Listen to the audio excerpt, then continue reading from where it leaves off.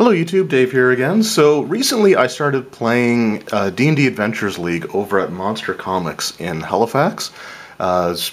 Usually on Saturdays there, and it's been quite an interesting experience actually getting to play as a player. So it started with the D&D, or not the D&D, it started with our free RPG day. In which someone just kind of ran a last-minute adventure, picking one out of a folder, and then the week after that, deciding that he was going to start running the Out of the Abyss or Rage of Demons storyline, the hardcover book. So we had two sessions of that. The first session, in which we managed to escape from Belk and Velv, and then the second session, where we ended up going through the Temple of Ooze. Now, this past weekend, he wasn't going to be available for the regular Adventures League game, and I did offer to, on occasion, fill in as a DM for the adventure, especially where it's a hardcover. It's a little bit easier to kind of be able to just drop in or drop out. So this past weekend was the first time that I actually DM'd for this particular group. Now the actual turnout was less due to there being like the Magic pre-release was that weekend, which I completely forgot about. And there was also a sort of a charity event going on, which hopefully I'll like to be a part of next year. But anyway, I still ended up running for, a group of players, two of which were from the regular group that we've played for the last few weeks. And a couple others that are regulars for Adventures League as well, just typically playing under different DMs in different games. So where we had only been traveling through the Underdark for a couple of days, we only really got about 2 days worth of travel in, and having escaped from Velk and Velv, and then having gone through the Temple of the Ooze. At first I was thinking of just running another one of the sort of side quest events that they have in, I think it's chapter 3, which is which is where the Temple of Ooze came from. I was thinking of doing like the hook horror hunt, but it's like, honestly, it's one of those things that's just going to take up a bunch of time and ultimately not really lead to too much progress. And I feel like using too many of those side things right at the beginning, might just make it feel like things are kind of dragging on. I'd rather have, something happen sooner rather than later. It's just one of those, I guess, quirks of mine. So I decided instead of focusing on sort of a side quest or anything like that, it would be more or less just sort of like a travel montage, with the party encountering, having several encounters over the course of a few days worth of travel. But my ultimate goal was to get them about a day away from where the next major story event's going to take place. The group had already decided to travel to Dark Lake and then try to make it to the Kuo-toa settlement from there. So rather than do another, 2 or 3, weeks worth of just struggling to get there, I thought it would make more sense to, again, just sort of push the players along a little bit. So the night before, I ended up rolling up the encounters that I wanted to do. And the encounters, I wanted them to be sort of a mix of environmental and combat. And there was even a role-playing encounter that I ended up rolling. And I did roll these all randomly, though I did, like I said, try to combine several things together to just make the encounters a little bit more interesting. Because honestly, there's only so many fights that you can have in a tunnel before it gets to be a little bit of a drag. So I typed up all of these encounters, and so you can see like the sheet here. I ended up having 4 pages worth of encounters with 6 encounters on there total. And I use miniatures when I run my D&D games because I find that it just makes things flow a little bit easier. Like, I don't bother doing it for just general exploration, but when we get into an encounter, it's great to have everybody's, miniatures on the table so people can kind of see where everyone else is. So, with that in mind, I wanted to make sure that I had everything that I needed for that session. So, like I said, I wrote everything out, and I did it in pretty decent detail. Like, this first page here has all of Encounter 1, which was a purely environmental encounter, as well as about half, or just a little over half, the write-up for the second encounter, which was a combat and environmental encounter kind of rolled into one. There was a role-playing encounter with the Society of Brilliance. There was the shortest one to write up was the one that I'm depicting here, where an Umber Hulk just basically ambushes the party by burrowing through and bursting out the side of the tunnel that they're in. And then there was an encounter that with a stone giant that was really not meant to be so much combat as just try to evade. And I'll get into that, I guess, in a moment. And then the final one that I had rolled out was a web tunnel with a series of basically large spiders. And there was this, 300-foot long stretch of tunnel that was just completely filled with webs. And, that could have been interesting enough, but I decided to add some environmental stuff in there as well. So, anyway, I'm not going to go into the details about all the encounters. However, if anyone watching is a supporter on my Patreon page, even at the lowest amount of $1, I did post these encounters on there as a Patreon exclusive reward. So anyone who, if you're supporting, or just for, $1, I guess, you can check it out and see the encounters there. But anyway, so as I started running through the encounters, one of the players continuously asked me, because I had the minis and everything, and I had everything, pretty well thought out, and a lot of times just kept asking if X thing was supposed to happen, or if, and there were a couple of times that the players did something unexpected, but I simply just rolled with it, for the most part. So anyway, but this kind of kept coming up, and I'm not quite sure. It was one of those questions that just sort of took me aback, because, it just seems like such a weird thing to continuously ask if these encounters were, like, how planned they were, stuff like that. And then finally, after I think about the third time that question was asked, one of the players who was there as a regular in my Giant Robot monthly game, and he just, ended up speaking up and said, oh yeah, he plans everything out, really thoroughly. So he would have worked all this stuff out before running it. And that just kind of, and the other player just, kind of, nodded his head and had sort of a look on his face. I don't want to say impressed, because I always fear that if I say that, it makes me sound like I'm full of myself. But from what I'd seen, and I will preface this by saying that the Adventures League games run on Saturday at Monster Comics are a lot looser in terms of how they're run or what is run. So, it may be a different scenario. They have a Wednesday group as well, and that is running like the major story that's going on at the time. So that may be a bit different, but I know that this player was involved in that other stuff, and he just seemed to be genuinely surprised or impressed by how thoroughly made up these encounters were. So it kind of got me to wondering how, and I guess the question that I want to sort of spark a discussion is, how random are your random encounters? So for me, I like to have everything mapped out that I plan on doing, because and I'm always willing to go off script. I'm always willing to, have, improvise or think on my feet and stuff like that. And I'd like to think that I've gotten pretty decent at that over the years. But I still like to have, everything planned out as thoroughly as I can. For example, including things like, so the first one that I had was, that I had written out, was an environmental encounter where the party basically entered this massive vault.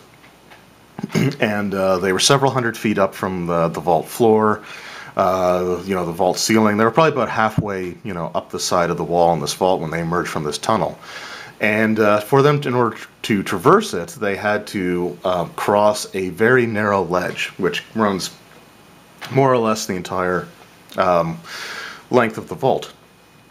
And, it would be really easy just to say, like, this the size of it, and this is what, you guys have to do to make it across, and blah, blah, which is in here.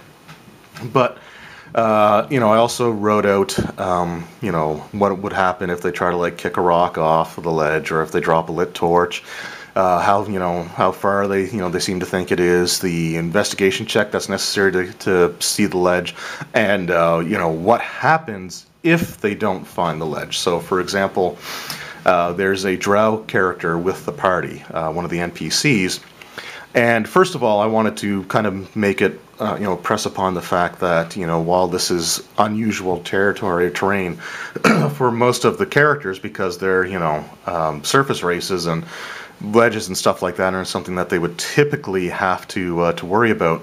For drow, especially drow scouts, I wanted it to impress upon the fact that this is really kind of second nature, and that they spend a lot of time, perfecting their, techniques for traversing these types of treacherous terrain. So, like one of the things that they noticed was that the Drow character, basically breezed his way across while the other characters had to worry about it. I also wrote up rules and things that would happen, if the characters failed their acrobatics check to sort of balance themselves on this ledge, and how far they fall depending on what they get. And, for the record, it would be very difficult for them to actually fall to their death. Not impossible, but difficult. And, again, I wanted to make the Underdark seem kind of, forbidding and something that, not everything's going to be this easy, yeah, we can get out of it sort of thing. I mean, there's just going to be situations where they're put in a really bad position. To make matters worse, halfway through the vault, they enter this area of, essentially, one of the other environmental encounters is this maddening noises, like these horrid noises of like screams and whispering and all these other things that, just really unnerving noises that there's no apparent source for, and it can essentially, build up the madness level. And I figured that would be an interesting thing to kind of throw in there as well. So a couple of the players ended up going a little bit insane. So one player was simply unable to talk at all, like just could not speak communicate verbally at all for, I think he only ended up rolling like a single minute, which was not bad. But then you had the other player who for about 4 minutes would just eat anything that he could kind of come across. So, when they're holding their hand against the side of the, the vault wall, if a rock broke off, he would want to eat it. Or if there's like this strange kind of like slime or liquid dripping down, he would, like run his hand through it and lick it off his fingers and just stuff like that. But anyway, so again, I wanted to go through and just make sure that I had everything, as much stuff written out as I could possibly think of. So, for example, how it affects the pursuit level. If they manage to do anything, like if they try to destroy part of the ledge as they're going, or what happens if they try to set up a trap on the ledge, and just things along these lines. So I try to have as much stuff planned out as thoroughly as possible. And getting back to the fact that I use miniatures for my encounters, it really means that since I'm running these out of away from home, I really do want to have the proper stuff as often as possible. I've had to use proxy minis a few times because there are certain monsters that I just don't have miniatures for, but ultimately I try to keep it as authentic as possible. So another reason why I have everything kind of written out as thoroughly as possible. So again, I guess my question is, when you DM,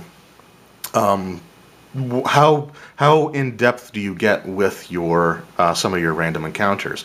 Do you roll them the day before or prior to the game so you know exactly what's going on and can run a bit more seamlessly, or do you just like rolling the dice at the time and seeing, and getting whatever you get?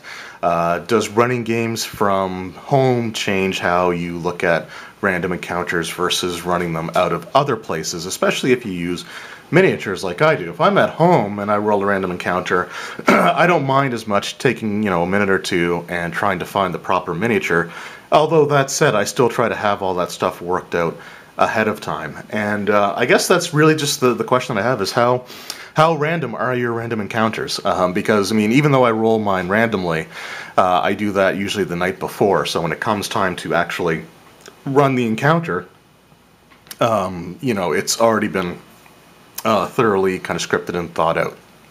So anyway, just let me know in the comments below when it comes to, especially in a situation like this, if you're just trying to fill, some time in, rather than just saying, yeah, you get there and you travel for several days and it's uneventful. Let me know, how would you handle the situation like this? Would you work out the encounters such as this, or would you just be willing to roll them at the time? And just let me know. So as far as how some of these encounters actually went, it was sort of a mixed bag. So some of the encounters, I ran 5, I think, out of the 6 encounters. The only one that I was missing was the second one here. So I let the players roll randomly for the first couple, and then I just kind of picked and chose ones that could take place at certain times. Like, for example, most of these encounters were happening during travel. So I kind of wanted to start having a couple of things that I could do while the characters were potentially resting. Just so to sort of mix it up a little bit.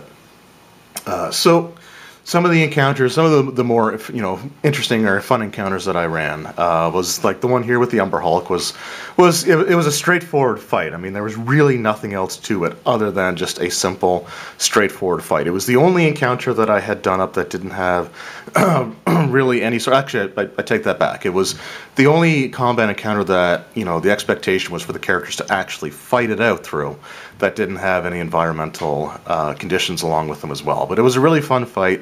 It was a tough fight because of the Umber Hulk's confusion ability and how that worked. But it was a really, really fun encounter, and the players followed his tunnel back, and they got to his lair and got some pretty cool items out of it as a result.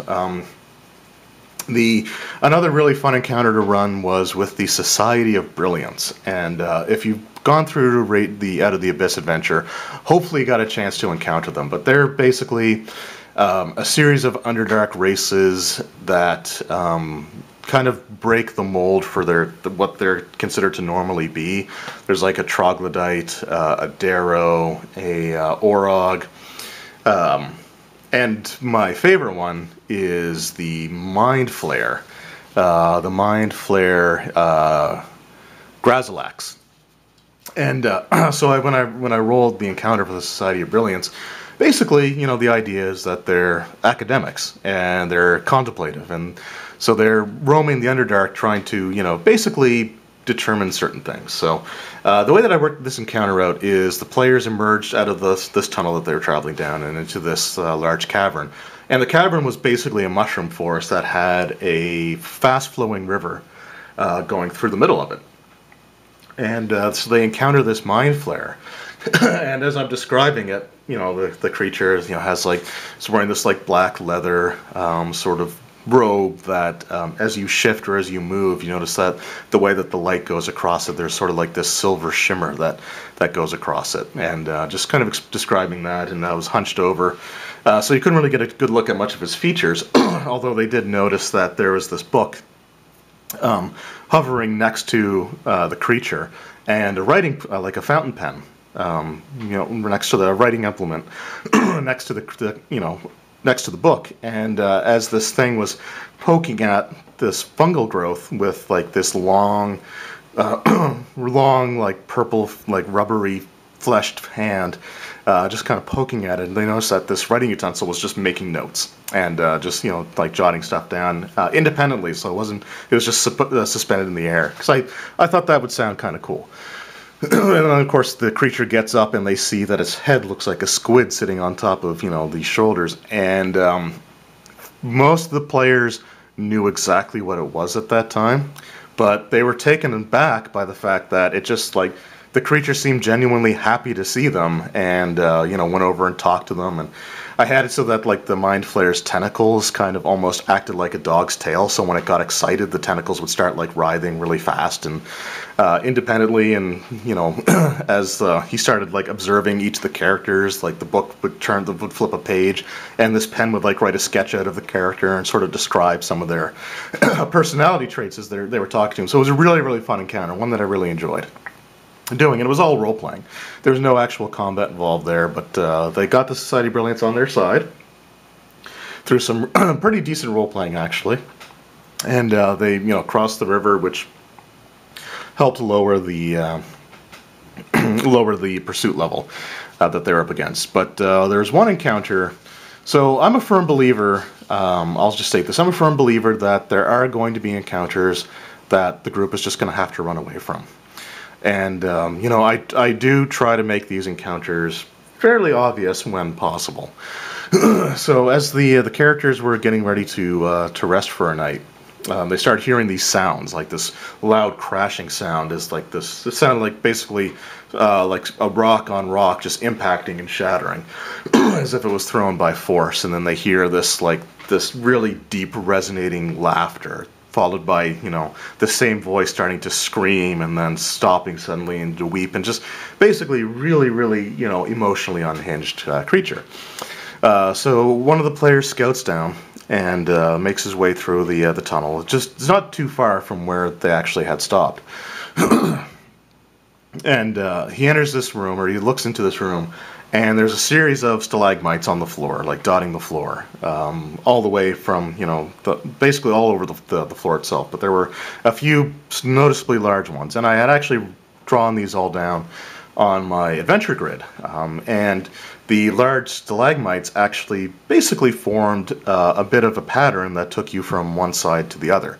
As like the ones in the middle kind of were the biggest and went almost the entire length of this little cavern. On the other side, the far side of the cavern, was a tunnel that was barely 6 feet from floor to top. So from the floor of the cave to the top of the tunnel. And whereas the tunnel that they were in was about 15 feet tall. And in this room, they saw the stone giant, who was just basically really unhinged. And he took a boulder and just threw it against the wall, and essentially in Forgotten Realms there's this Underdark radiation. Frasinus, I think, is how it's pronounced, but it's a weird made-up word. But anyway, it affects things like teleportation magic, and if you spend too much time in an area that's rich in it, it can affect you mentally, especially in Rage of Demons, where the Frasinus is part of the reason how the demons have been able to break free and roam the Underdark. Anyway, so they just see this giant. He sees this giant, and the giant at one point just starts screaming, at the top of his lungs, grabs one of the stalagmites off the ground, snaps it, and uses it like a makeshift club and starts beating the wall. And every time he hits it, you see like this energy, this mystical, Underdark radiation kind of almost like puff out in these smoky tendrils and then kind of dissipate before it just, again, just gets absorbed back into the wall kind of idea. So everyone in the group was basically saying, this is not a fight that we can really win, so we just need to get past it. And that was the goal. The tunnel on the other side was too small for the giant to make his way through. The giant's 18 feet tall, and this thing is barely 6. I mean, most of the characters would have had to have hunched over in order to actually get through the tunnel. So it was just one of those things that, again, and on their observations, I had stated simply that, the only way out of this, the chamber where the giant's in, is a small tunnel on the other side of the chamber that is most likely too small for it. So most of the group decided to run. Now the scout, who had a really good stealth check, rolled so poorly with advantage that the giant ended up spotting him and throwing this boulder at him, and he was ready for the other ones to come back. But it really wasn't going to go any further than him taking pot shots and just throwing a few boulders while the group made their way across. So they were going to take damage. Some of them were going to get hit. But the giant wasn't moving, and that was one thing that, he just basically stood there and, threw rocks.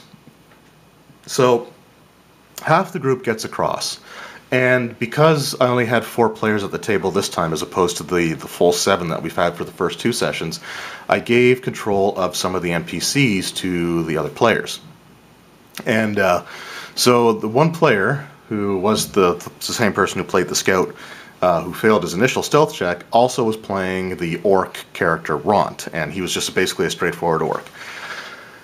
So as everybody's sort of making their way across, and the giant's not moving from where he's standing, just, getting ready to throw rocks, the player controlling the orc decides to take advantage of the orc's aggression ability to charge at the giant, and then he wanted to basically take like the withdraw action and move away from it.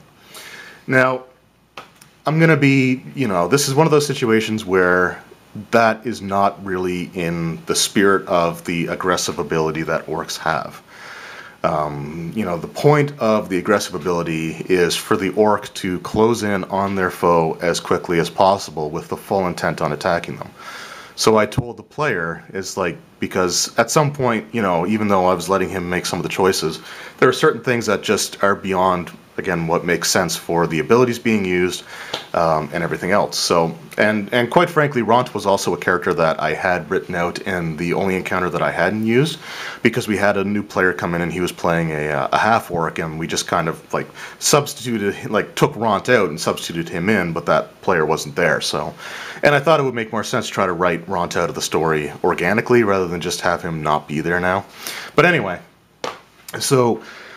So I just told him, it's like, no, the aggressive ability that orcs have is to be used simply to close in and make an attack. It's not to, you know, gain extra distance, closing in and then breaking off and running away. It's at odds with how the ability is meant to be used.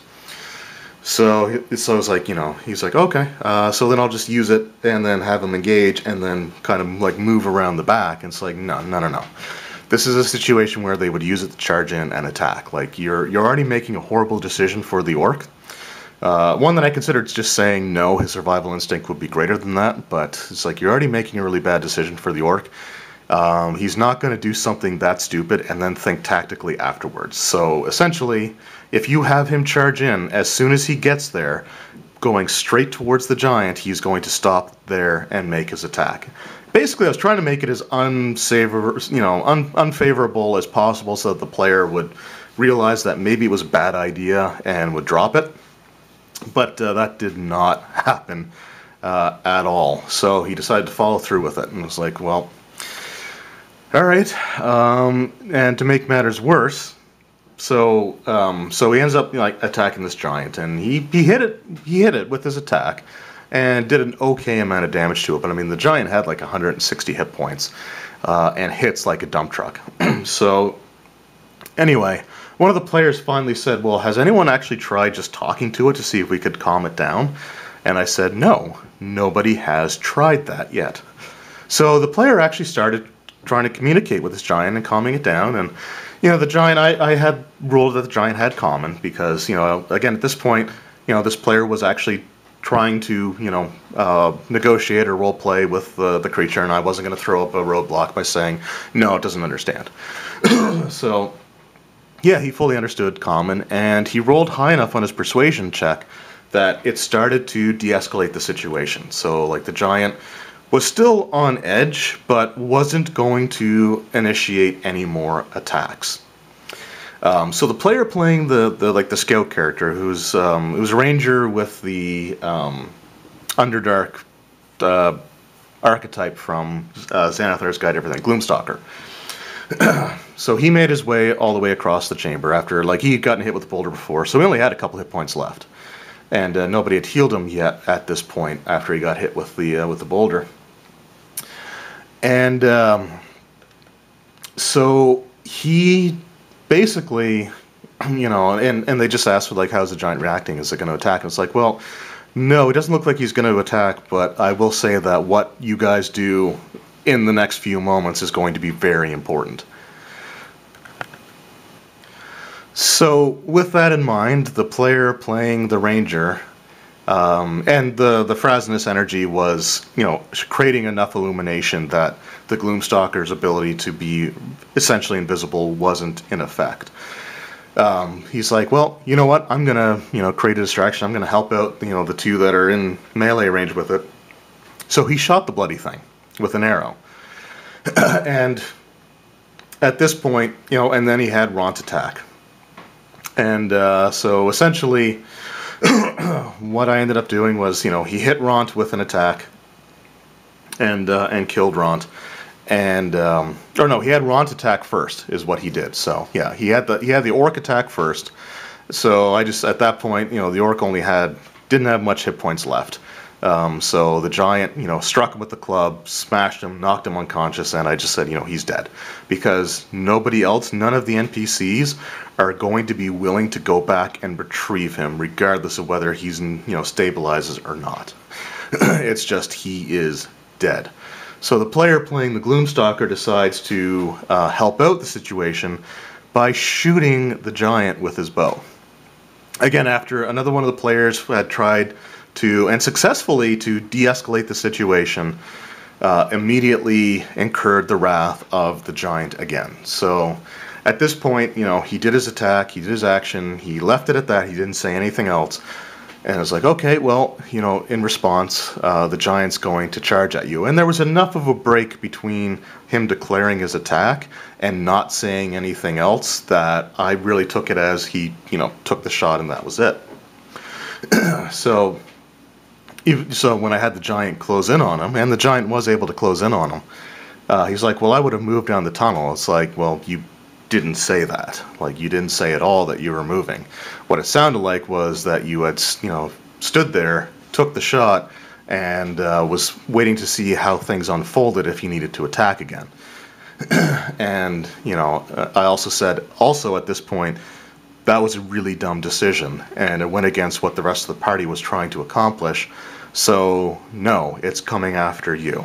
And, because there were other player characters in the chamber at the time, and the last thing I wanted to do was have one of them get potentially killed because of the actions of someone else who shoots at the giant and then took off running.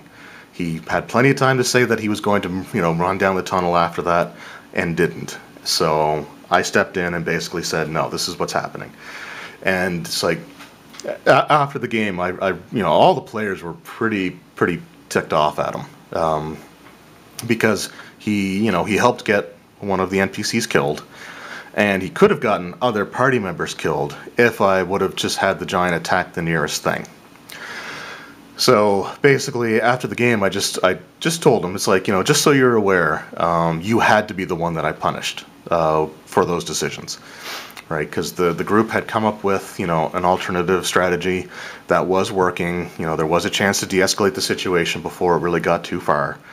And your actions completely destroyed that. And it wouldn't have been fair of me to have the giant attack anybody else. Because if you made that decision and someone else's character died as a result, it's going to create a lot more hostility than them just being temporarily upset with you for doing something dumb. So anyway, I felt that it was important to sort of do that and to have that talk afterwards. And it's just like, you can, there are certain situations where, if you want to make foolish decisions, then that's fine. But you need to be aware that you're going to be the one to have to live with the consequences of those actions after the fact. So it was sort of a precautionary thing. He wasn't killed, like he was knocked down to 0 hit points, and I did have the giant, give him a kick afterwards for one automatic failed death saving throw, just again to create that sort of sense of, of danger there. But anyway, so that's kind of how that went. That was the last encounter of the day as well. We ended the session after that because we had actually been going for, about 4.5 hours at that point. So anyway, so that was sort of my experience with that. And I thought I would just sort of share that story as well. And hopefully it doesn't make me sound like too much of a jerk. But I mean, they had every opportunity to run away. The encounter was sort of designed that, it was obvious that there was a path for them to hide behind. And there was no reason for them to, necessarily attack. I mean, yeah, the giant had thrown a boulder, but at the same time, they knew that they could get across by taking the dash action for the most part. So, anyway, and the giant wasn't moving beyond that until stupid decisions ended up happening. And, again, had someone have attempted to actually calm the creature down, which they were doing, I was going to let it be successful. And then they could make checks to essentially figure out what was going on with it and try to help it by getting it to leave the area that it was in, and maybe, the voices and everything that it was hearing would stop. So there were definitely ways to take that after the party decided to stop, to help the creature out, basically. Or try to do that before one player decided that, no, he's going to keep attacking it. And potentially almost get people killed. So anyway, that was my experience with filling in for that particular group. And again, yeah, just to go back to the original question, so how do you guys prepare your random encounters? How random are they? How much forethought do you put into some of them when you're running? And again, does the choice of location or use of miniatures affect your decisions? So let me know in the comments below, what your thoughts are on that. And if you think I was being too harsh on the other player, let me know that as well. I think I was trying to be quite fair as much as I could under the circumstances. But, it was the one player making bad decisions for 2 characters. So anyway, Thank you guys very much for watching. I hope you enjoyed the video, and we will see you next time. Take care.